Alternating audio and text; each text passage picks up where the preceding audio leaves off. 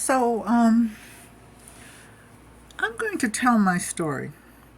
I'm not going to tell the bad parts because they don't they don't control me. I'm going to tell you the good parts. I'm going to tell you, first of all, I'm going to thank everybody for being there for me when I lost my son in February. I have to say that as much as I miss him, he was very sick. He had diverticulitis.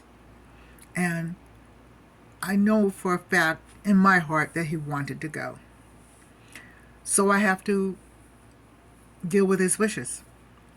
I wish we had talked Saturday, and I probably should have called him again because my heart told me to do so. But, you don't want to bother people and stuff like that either. But anyway, I just want to thank everybody who grieved with me. I want to thank my oldest daughter, Terry, so much for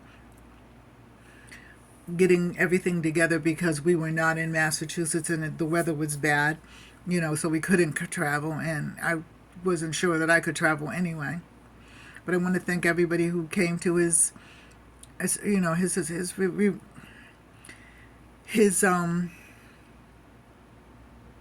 just want to thank everybody who came. I can't even get it out. But anyway, I was always a different kind of a kid. And I played to a completely different drummer. In fact, I think he was really out of tune, but we won't go there. But I always wanted to create. And I at first wanted to be like my mother. Now, she was so talented. She sang, she painted, she painted the house, she painted flowers, she did everything. She grew flowers, she grew vegetables, she sewed, she knitted and crocheted. She did it all. But I guess most women back in that day, did it all. She taught me how to knit. She tried to teach me to crochet, but I just didn't get it. Maybe one day I will. I keep saying I'm going to learn how to crochet before the year is out. She did teach me how to sew. But my art came from another place altogether. I painted some pictures for a little while. I took art in school, but I was always, they now call it DIYs, but I was always taking broken things and putting it back together again. I spent most of my time in the library as a little kid.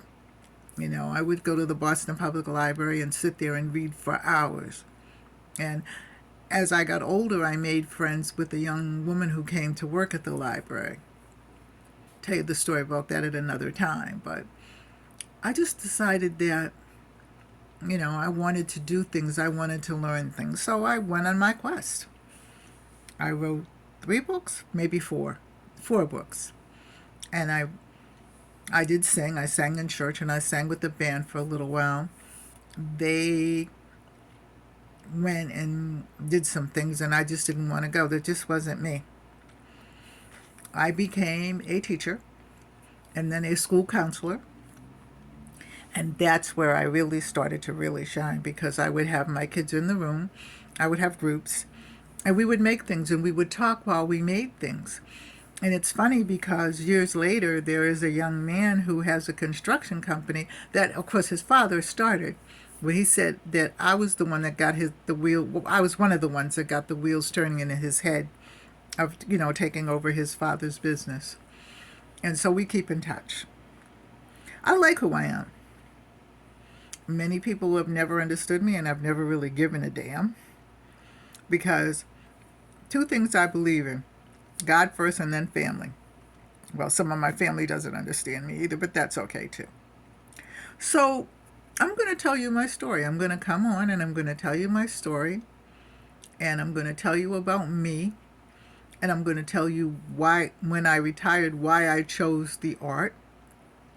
I could probably do so many things.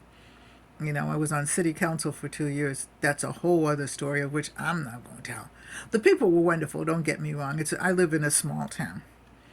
It's just not my way. But anyway, I'm going to end now, and I'll be back on and tell you my story bit by bit. Because somebody needs to hear this. I'm going to leave you with this. Do what your heart says do. Not what other people tell you to do, because you can't win like that. You only win when your heart is happy and when you're happy. God bless.